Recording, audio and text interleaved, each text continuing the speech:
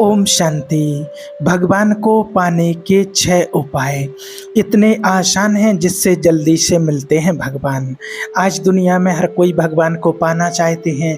इसके लिए बहुत भक्ति करते हैं, नाम जप करते हैं, दान पुण्य करते हैं, अनुष्ठान करते हैं, पैदल चल के यात्राओं पर जाते हैं, सब कुछ करते हैं कि किसी न किसी प्रकार से हमें भगवान की प्राप्ति हो जाए, हमको भगवान मिल जाएं।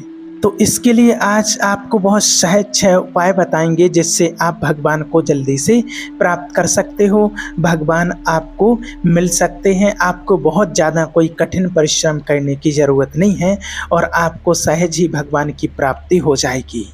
तो देखिए, समझो कि भगवान तक पहुंचने की ये 6 सीढ़ियां हैं। जिस प्रकार से हम छत में जाते हैं तो छत में जाने के लिए सीढ़ी होती है, उसी तरह ईश्वर तक जाने की ये 6 सीढ़ियां हैं। और ये 6 सीढ़ियों में से सबसे पहली जो सीढ़ी है, ईश्वर तक जाने की सबसे पहली सीढ़ी है सुनना। क्योंकि देखिए, अगर आप रास्ते से जा रहे हैं और अगर आपको कोई गाली दे रहा है और आपको लगा कि अरे मुझे गाली दे रहा है, आप खड़े हो गए, क्यों मुझे गालियां दी हैं? उसने कहा कि हाँ तुम्हें दी है, क्या कर लोगे? तो आपको गुस्सा आई, आपने 2-4 थप्पड़ जमाए और 2-4 थप्पड़ उसने जमाए और आपने थोड़ा ज़्यादा जमा दिया, खून आ गया, पुलिस आई, आपको लेकर के थाने चली गई। अब बताओ, अगर आप उसकी बातें ना सुनकर और आगे बढ़ जाते चुपचाप तो शायद मामला इतना आगे नहीं बढ़ता। दूसरों की गालियां आपको आपके लक्ष्य से भटकाती हैं, इस बात का ध्यान रखना। मुझे जाना है और मुझे किसी के या किसी की बातों में, किसी की गालियों में अगर उलझ गया तो वहाँ पहुँच ही नहीं सकता जहाँ के लिए निकला था। ये बात सही है। इसलिए कितनी गहरी बातें हैं। सबसे पहली बात है सुनना। जिस लक्ष्य के लिए चले हो, जैसे आजकल के बच्चे होते हैं, कोई काम करते हैं तो लोग कहते हैं कि तुम ना कर पाओगे, तुमसे ना हो पाएगा, ये तुम्हारी उम्र है क्या? इन सब बातों में बिल्कुल भी विश्वास मत किया करो। आप सब कुछ कर सकते हो। ये आपके मनोबल को डाउन करने वाले लोग हैं, आपके अंदर नेगेटिविटी को घुसा रहे हैं। सुनेंगे और उलझेंगे तो उलझे रह जाएंगे। इसलिए आपको सुनना है और सुनते हुए अपने लक्ष्य की ओर आगे बढ़ना है।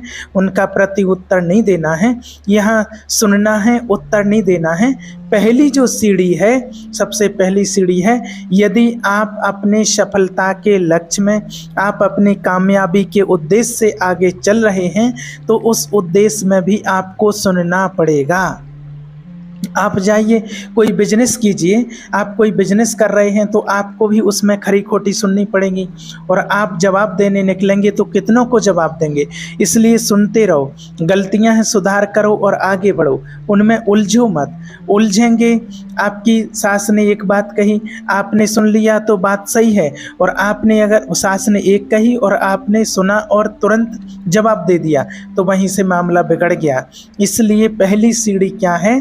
सुनना, ना कि बोलना। चाहे आप रिश्तों को चलाइए तो आपको सुनना पड़ेगा, बिजनेस चलाइए तो सुनना पड़ेगा, आप ईश्वर के रास्ते पर चलेंगे तो सुनना पड़ेगा। इस संसार में ऐसा कोई रास्ता नहीं है जहाँ सुनना ना पड़े। ज़्यादा आप भजन करने माला लेके बैठ जाओ तो लोग कहेंगे कि अरे बड़ी मीरा बन रही हो, बड़ी भक्तन बन रही हो। बाबा को याद करने बैठो, आप मेडिटेशन करने बैठो तो बड़ी सत्संगिनी बन रही हो। कहते हैं ना लोग, 2 पैसे आप कमाने लग जाओ, बिजनेस करने लग जाओ तो पड़ोसी कहेंगे अरे बड़ा धन्ना सेठ बन रहा है, बड़ा धन्ना सेठ है। सुनना पड़ेगा, है ना? हाँ भाई, हो गए हैं, क्या करें? तुमसे उलझ जाएं क्या? हम मेहनत कर रहे हैं तो 2 पैसे कमाएंगे, तुम्हारी थड़े थोड़ी कटिया तोड़ रहे हैं, पड़े हैं एक जगह। तो आप किसी भी फील्ड में जाओ, किसी भी लाइन में जाओ तो आपको सुनना पड़ेगा। शादी करके गई, मायके से ससुराल पहुंची, अगर गिलास गलती से टूट गया, गिर गया, सब्जी में नमक ज़्यादा पड़ गया, क्या कहना पड़ेगा? सुनना पड़ेगा। सास कहे, सास तो देखो, कहा जाता है कि बुढ़िया जो होती हैं वो खाना के बिना रह सकती है लेकिन बोलने के बिना नहीं रह सकती हैं। क्या सीख के आई हो अपने बाप के घर से? यही सिखाया है तुम्हारे माँ बाप ने। आदमी खाए बिना रह सकता है पर बोले बिना नहीं रह सकता है। इसलिए आपको कौन सा फंडा अपनाना है? ईश्वर तक पहुंचने की सबसे पहली जो सीढ़ी है, शांति तक पहुंचने की और सुखमय जीवन अपना बिताने की सबसे पहली जो सीढ़ी है, सुनना। अगर आपको आगे बढ़ना है तो आपको सुनना ही पड़ेगा, और अगर आप जवाब देने लगे तो आप आगे नहीं बढ़ सकते हैं। कहा भी जाता है कि हाथी चले बाजार और कुत्ते भौंके हजार, लेकिन हाथी को कोई फर्क नहीं पड़ता है। लेकिन अगर हाथी प्रत्येक कुत्ते की आवाज़ सुन करके उसको जवाब देने लगे तो फिर हाथी आगे नहीं बढ़ पाएगा। वो अपनी मस्ती में अपनी चाल से चलता रहता है और आगे बढ़ता जाता है, उसको कोई फर्क नहीं पड़ता है। तो ईश्वर तक पहुंचने की जो पहली सीढ़ी है वो सुनना, पहली है सुनना। और दूसरा जो चीज़ है, दूसरी जो सीढ़ी है वो है प्रेम से सुनना, परमात्मा की वाणी को प्रेम से सुनना। परमात्मा में प्रेम हो, ईश्वर से प्रेम हो, भगवान से प्रेम हो, ये दूसरी सीढ़ी है। सुनेंगे, जवाब नहीं देंगे तो आपके अंदर अपने आप प्रेम प्रकट हो जाएगा। ईश्वर की कथाओं को प्रेम से सुनना, भगवान की वाणी को प्रेम से सुनना, परमात्मा के सत्संग को प्रेम से सुनना। फॉर्मेलिटी नहीं, अभी यहाँ आए हैं तो सो जाएं, मोबाइल चलाने लग जाएं। कई लोग होते हैं ना, जैसे रोज़ बाबा के सत्संग में जाते, शिव बाबा की मुरली सुनने के लिए सेंटर में जाते हैं, तो कईयों को झुटके आने लगते हैं, नींद आने लगती है, कोई मोबाइल देखने लगते हैं। कि नियम है, बाबा ने बोला है मुरली मिस नहीं करना है, जाना तो है। तो वो आते हैं, रोज़ सेंटर तक आते हैं, बस आकर के कोई झुटके खाने लगते हैं, कोई मोबाइल देखने लगते हैं, कोई कुछ करने लगते। कई लोग और कथाओं में जाते हैं, भक्ति भाव श्रद्धा भावना है उनकी, कथा सुनने के लिए जाते हैं, लेकिन वो भावना से नहीं सुनते, वहाँ भी मोबाइल देख रहे हैं, नींद आ गई है, और कई बिस्तर पर लेटे हैं, लेटे लेटे सुन रहे हैं। ठीक है, लेकिन सुनो तो प्रेम से सुनो, प्रेम पूर्वक सुनो। ईश्वर में आपका प्रेम हो, जिस प्रकार से कोई माँ अपने बेटे की तारीफ बड़े प्रेम से सुनती है, बहुत प्रेम से। बाप अपने बेटे की प्रशंसा को, कोई भी पिता होगा अपने बेटे की प्रशंसा को बड़े प्रेम से सुनते हैं। उसी प्रकार हम सभी आत्माएं परमात्मा की वाणी को, भक्त भगवान की कथा को बहुत प्रेम से सुने, प्रेम पूर्वक सुने। यह दूसरी सीढ़ी परमात्मा तक पहुंचने की ना। गोपियों को देखा है, श्री कृष्ण जी की चर्चा वो कैसे सुनती थी? प्रेम से सुनती थी। प्रेम, प्रेम माना श्रद्धा के साथ सुनना है, मजबूरी से नहीं। हमारे अंदर जिज्ञासा है जानने की, सुनने की, समझने की, वो जिज्ञासा के साथ हमें सुनना है। तो प्रेम के साथ सुना गया प्रसंग ये दूसरी सीढ़ी है, परमात्मा तक पहुंचने की है। कई लोग ऐसे भी कहते, जैसे बाबा के सेंटर में कोई प्रोग्राम हो या रोज़ की मुरली ही सुनने के लिए आते हैं, या कहीं भी वृंदावन जा रहे हैं या कहीं तीर्थ स्थल पर जा रहे हैं, तो कहीं भी लोग कहते हैं कि अरे भाई कोई साथ नहीं मिला, सेंटर थोड़ा दूर है, कोई साथ नहीं मिला इसलिए नहीं आ पाए, प्रोग्राम का पता तो चल गया था, या वृंदावन तक बिहारी जी के दर्शन करने नहीं जा पाए, कोई साथ नहीं मिला इसलिए नहीं आ पाए। तो देखिए, अरे किसी के साथ की ज़रूरत नहीं है, आप तो प्रेम के साथ परमात्मा के घर में आया करो, प्रेम के साथ वृंदावन जाया करो, प्रेम के साथ आप भगवान के दर्शन करने जाया करो, प्रेम के साथ परमात्मा के घर तक, सेंटर तक प्रेम से मुरली सुनने के लिए आया करो। देखो, सुदामा जी को कोई साथ नहीं चाहिए था, उनको रास्ता भी नहीं पता था, और उनके साथ सिर्फ प्रेम था, और प्रेम से, भावना से ही वो श्री कृष्ण जी के पास पहुँचे थे। जिसके अंदर प्रेम है और जिसका प्रेम ईश्वर से है, उसको ना किसी की ज़रूरत है, ना पड़ोसन की, ना पड़ोसी की, ना रिश्तेदार की, किसी की भी ज़रूरत नहीं है। सिर्फ किसकी ज़रूरत है? प्रेम के साथ। यदि आपके अंदर प्रेम है और प्रेम के साथ आप भगवान के पास आते हैं तो आपका वहाँ तक जाना सफल है। और अगर आप पड़ोसी के या पड़ोसन के साथ जा रहे हैं तो पूरे रास्ते भर वो चिक चिक, कुछ यहाँ की बात, वहाँ की बात, ऐसी बात, वो बात बोलती रहेंगी, वो चिक चिक ही करती जाएंगी। 30 रुपये की चप्पल खरीदेगी, अगर वहाँ गुम जाएंगी तो 2 घंटे तक ढूंढती रहेंगी उनको, और आपको भी घुमाएगी कि ढूंढवाओ कहाँ गई है, चप्पल खो गई है।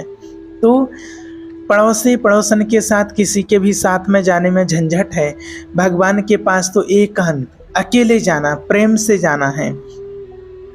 प्रेम के साथ जाना है। और शिव बाबा तो कहते हैं कि मेरा तो एक शिव बाबा, दूसरा ना कोई, मेरा तो एक सच्चा साथी, मुझ आत्मा का सच्चा संगी साथी एक परमात्मा है और दूसरे किसी के साथ की जरूरत नहीं है। और कई लोग ऐसे भी होते हैं जो प्रेम के अलावा घृणा करते हैं लोगों से, प्रेम नहीं लेकिन घृणा ज़्यादा करते हैं, नफरत ज़्यादा करते हैं, घृणा के साथ चलते हैं लोग। आप घृणा के साथ कहीं नहीं जा सकते हैं, लेकिन प्रेम के साथ आप सबके यहाँ जा सकते हैं।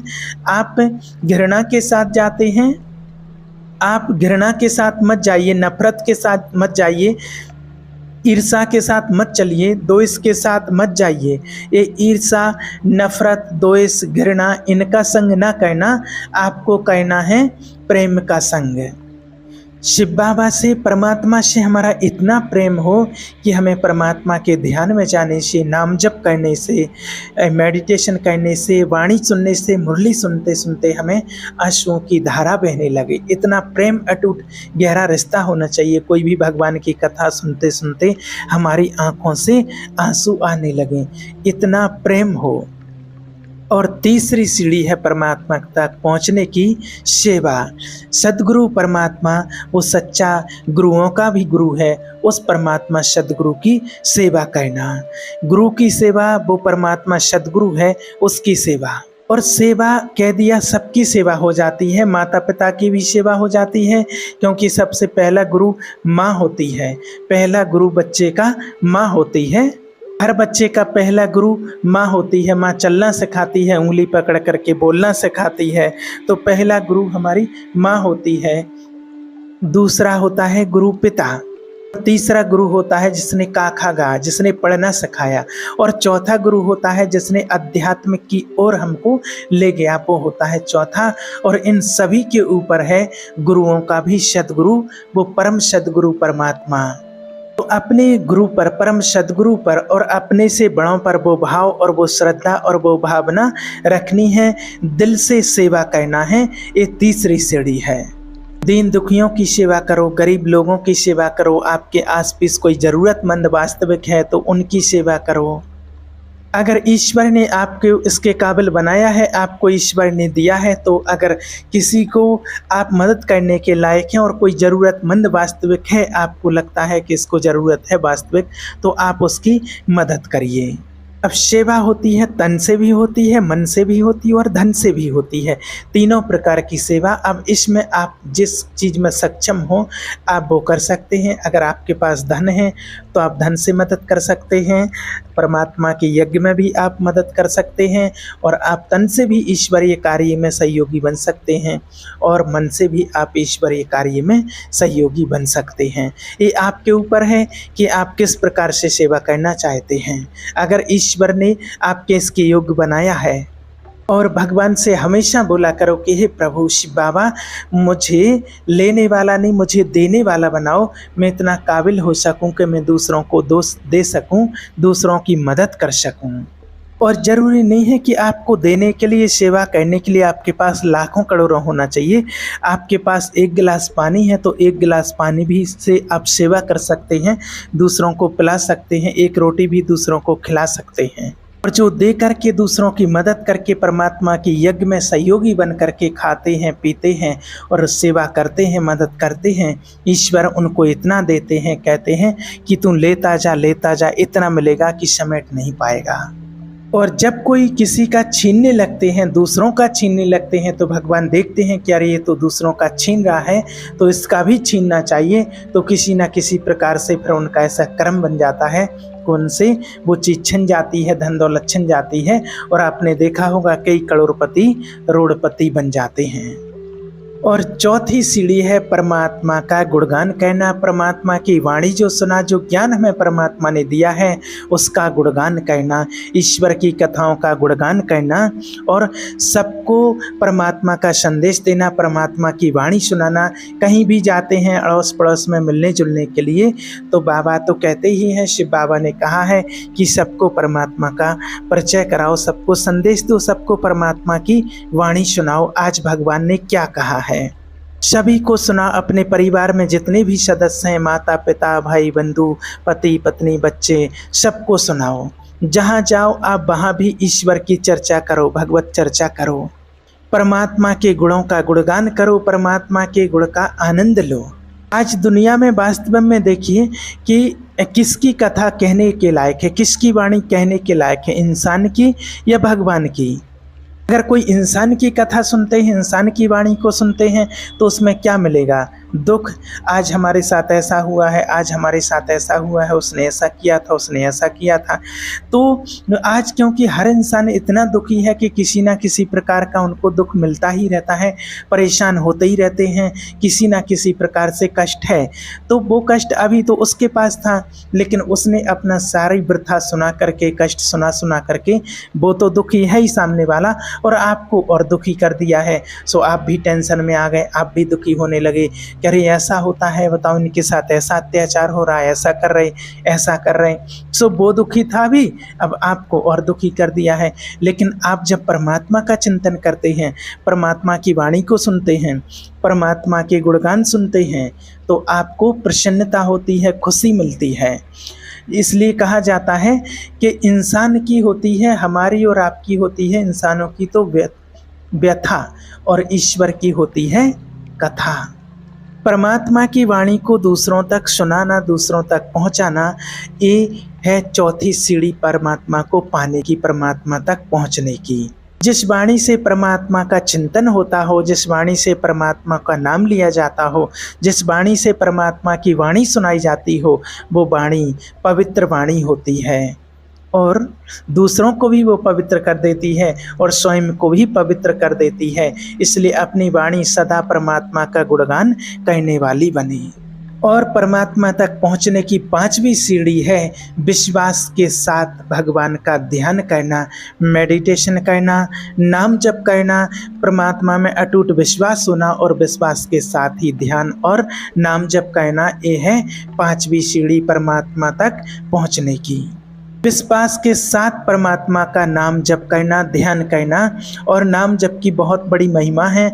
और मेडिटेशन से हमारा मन एकाग्र हो जाता है, बहुत शांति मिलती है, और मेडिटेशन से आप अपनी बात डायरेक्ट परमात्मा से बोल सकते हैं, परमात्मा से कह सकते हैं। उसमें वो पावर होती है, वो शक्ति होती है कि हम अपने दिल की बात को परमात्मा से कहते हैं, और परमात्मा से हमें डायरेक्शन मिलते हैं कि समस्या का क्या समाधान है।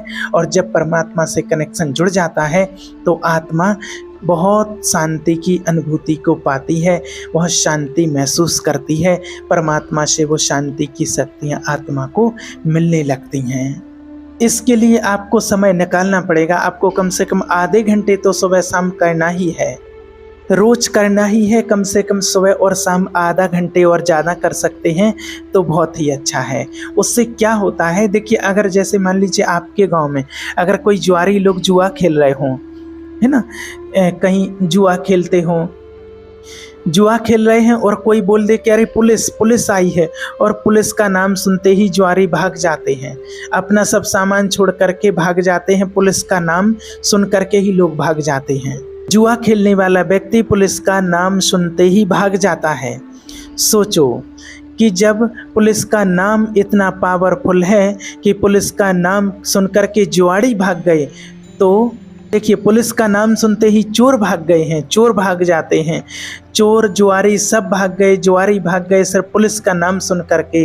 तो परमात्मा का नाम सुन करके, और परमात्मा का नाम जब सुनते हैं, और अंदर हमारे जो चोर बैठे हैं, काम क्रोध लोभ मोह अहंकार ईर्ष्या नफरत चुगली घृणा, ये जो बैठे हैं, तो नाम सुनते ही ये सारे चोर भाग जाते हैं। नाम लेते ही जितने आपके भीतर चोर हैं वो सब भाग जाते हैं। काम क्रोध लोभ मोह ये सब चोर ही तो है ना, ये आपको परेशान करते रहते हैं, ये चोर ही तो हैं। तो ये चोर लोग भी भगवान का नाम लेते ही, ध्यान करते ही, मेडिटेशन करते ही सब भाग जाते हैं। और काम क्रोध उनको नहीं सताते हैं जो ईश्वर की शरण में हैं, उनको नहीं सताते हैं। लोभ उन्हें नहीं सताता है जो ईश्वर की शरण में हैं। जैसे आज देखते हैं हनुमान जी किसकी शरण में है, श्री राम जी की। जब वो श्री राम जी की शरण में है तो कभी ना उनको काम, ना क्रोध, ना लोभ कुछ भी नहीं सताता है। और उनके पास अष्ट सिद्धि के दाता हैं, लेकिन वो सब कुछ है, लेकिन वो श्री राम जी की शरण में रहते हैं। कि वो समझते हैं कि इनसे अच्छी और कहीं जगह हो ही नहीं सकती है, प्रभु के साथ से अच्छा और कोई साथ हो ही नहीं सकता है। इसलिए परमात्मा के नाम का आश्रय लो और परमात्मा का ध्यान करो, मेडिटेशन करो, नाम जप करो। इसलिए भगवान का ध्यान नाम जप जरूर करना चाहिए। विभीषण जी तो देखिए लंका में रह करके सीताराम सीताराम नाम जप करते थे, और हम सब अपने घर में रह करके ही, और बाबा तो रोज बोलते हैं कि सुबह शाम मेडिटेशन करो, ब्रह्म मुहूर्त में उठो, अमृत वेले का कितना महत्व है, परमात्मा को याद करो। उस टाइम पर परमात्मा स्वयं आपको देखते हैं कि आप सो रहे हैं, जाग रहे हैं, क्या कर रहे हैं। भगवान देखता है, भगवान आपको देख रहा है और आप सो रहे हैं। सोचिए कि ब्रह्म मुहूर्त में परमात्मा आपके पास आते हैं और आप सो रहे हैं। इसलिए अभी समय है, इस बात को समझ लो, परमात्मा का ध्यान कर लो, नाम का जप कर लो, वही काम में आएगा और कुछ काम में आने वाला नहीं है। आज परिवार वाले बेटा बेटी जो भी होते हैं शमशान तक सब बस जला करके वापस आ जाते हैं, कोई काम नहीं आता है, सिर्फ भगवान का ध्यान पुण्य कर्म ही काम में आता है। और वो ही धन रख लो जिसके लिए कहा जाता है कि पायो जी मैंने, मीरा जी कहती हैं कि पायो जी मैंने राम रतन धन पायो। सोना चांदी आभूषण हीरे मोती जिसके पास जो भी हैं वो कोई काम में नहीं आएंगे, चाहे आप छिपा के रखो या बता के रखो, वो कुछ भी काम नहीं आएगा। चाहे आप छुपा के एक ज़मीन में गाड़ करके रख लो, सोना चांदी हीरा मोती सब यहीं छोड़ना पड़ेगा और यहीं का यहाँ सब कुछ छूट जाएगा। जितना सोना चांदी सब कुछ पहने रहते हैं हाथों और पैरों में, जैसे ही डेथ हो जाती है, मृत्यु हो जाती है, और वो सब कुछ उतार लिया जाता है। इसलिए जो समय निकल गया है सो टल गया है, लेकिन अभी जो समय बचा हुआ है उसका सदुपयोग करो। आज से ही ब्रह्म मुहूर्त में उठ करके परमात्मा का ध्यान करना, मेडिटेशन करना, नाम जप करना, शाम को परमात्मा का ध्यान करना, क्योंकि यही धन जो पूंजी आपकी है और यही आपके साथ में जाएगी और यही आपको काम में आएगी, बाकी सब कुछ यहीं पर छूट जाएगा। और इसका प्रभाव इतना पड़ेगा, आपको खुद देखने को मिल जाएगा, किसी को पूछने की ज़रूरत नहीं है। आपका अंतःकरण ऑटोमेटिक पवित्र और शुद्ध हो जाएगा। आपकी अंतरात्मा ही आपको गवाही देने लगेगी कि मुझे इससे क्या प्राप्ति हो रही है। हर चीज़ में आपको सफलता मिलती रहेगी, हर चीज़ में सफलता मिलने लगेगी जब आप परमात्मा का ध्यान नाम जप करने लगते हैं। तो आज देखिए दुनिया में, हमारे देश में, भारत देश में ही हमारे के लिए इतने सारे डिपार्टमेंट हैं, और अगर किसी भी डिपार्टमेंट में कोई मोदी जी का आदमी हो, विशेष खास कोई किसी को मोदी जी कह कर के भेजें कि ये मेरा आदमी है, तो किसी भी डिपार्टमेंट में कहीं भी चला जाए उसे कोई रोकने वाला है क्या? आप बताइए, कोई भी रोकने वाला है क्या? कोई नहीं। वो बस बताता चला जाए कि मैं मोदी जी का आदमी हूँ, बस वो नाम लेता चले कि मैं मोदी जी का आदमी हूँ, ये देखो मेरे पास लाइसेंस है, मैं मोदी जी का आदमी हूँ। तो सोचिए कि मोदी जी का नाम कोई व्यक्ति लेकर के जाए और वो मोदी जी का कोई विशेष खास हो तो, वरना ऐसे नाम तो कोई ले लेता है। तो सोचो कि एक व्यक्ति के नाम से संसार में कोई बंधन नहीं हो सकता है, तो भगवान का नाम लेने वाले को भवसागर से पार होने में कोई बाधा, कोई बंधन हो सकती है क्या? इसलिए शिव बाबा का नाम कल्याणकारी, परमात्मा का नाम कल्याणकारी है। इसलिए 5वीं सीढ़ी है कि विश्वास के साथ परमात्मा का ध्यान करना, नाम जप करना, विश्वास के साथ। दुनिया में लोगों पर विश्वास करोगे तो नुकसान ही उठाओगे, और कौन सा आपने किया नहीं है अभी तक, किया तो होगा कितने लोगों पर, और क्या मिला है करने से, ये सब आप कुछ सब लोग अच्छे से समझते हैं। अब किस पर विश्वास करेंगे? भगवान पर विश्वास करेंगे, परमात्मा पर विश्वास करेंगे। और 6वीं सीढ़ी है परमात्मा तक पहुँचने की, कर्म करो, बहुत अच्छे कर्म करो, अच्छे से अच्छे कर्म करो, लेकिन अपने धर्म को ना छोड़ो, अपनी सज्जनता ना छोड़ो। दुष्ट अपनी दुष्टता नहीं छोड़ता है, तो सज्जन आत्मा अपनी सज्जनता ना छोड़ें। अगर कोई हमें बहुत गाली दे, हमारा कोई अपमान करे, तो क्या हमें उसका अपमान कर देना चाहिए? क्या हमें भी उसको पलट करके गाली दे देना चाहिए? क्या ये समाधान होगा किसी बात का? इससे समाधान होगा क्या? जब आपको कोई गाली देगा, बहुत सारी गालियाँ अगर आपको दे, तो उस टाइम पर आप क्या करेंगे? वो दुष्ट आत्मा है और आप हैं पुण्य आत्मा, सज्जन हैं, तो सज्जन का धर्म होता है चुप रहना। पुण्य आत्मा का धर्म होता है चुप रहना। जब पाप आत्मा दुष्ट बोलने से बाज नहीं आ रहा है तो आप चुप क्यों नहीं रह पाते हैं? लोग चुप, वो अपना बोले, वो गुस्से में जलता रहे, आप शांति से मुस्कुराते रहो, क्योंकि वो गाली देना नहीं छोड़ता। उसका धर्म गाली देना है और आपका धर्म शांत स्वभाव का है। और शांत चित्त से आप परमात्मा को याद करते रहो और सुनते रहो। और अगर आप सुनते रहे, आपने चुपचाप से सहन कर लिया, सुनते रहे, वो कितनी भी गाली देता रहे और आप मुस्कुराते रहे, तो इससे अच्छा जवाब उसके लिए और कुछ नहीं होगा। उसको इतना दर्द होगा अंदर ही अंदर, इतनी तकलीफ होगी कि मैंने इसको इतनी गालियां दे ली, इतना शब्द बोल दिए, लेकिन ये व्यक्ति चुप है, इसने कोई जवाब ही नहीं दिया है। तो ये सब वो अजुब्बे में पड़ जाएगा। वो तो वैसे ही परेशान हो जाएगा आपकी खुशी को देख करके। आपको उसको तो वैसे ही जवाब मिल जाएगा आपकी तरफ से कि व्यक्ति में इतनी गालियां देने के बाद भी इसको कोई फर्क नहीं पड़ रहा, आखिर इसके पास ऐसा क्या है। इसलिए हमें उसको कोई जवाब नहीं देना और परमात्मा से कहना कि हमें भावना मन में बदले की होना, भगवान से यही प्रार्थना, हमें इतनी शक्ति देना दाता। हम चले नेक रास्ते पर, हमसे भूल करके भी कोई भूल होना, इतनी शक्ति हमें देना दाता, मन का विश्वास कभी कमजोर होना।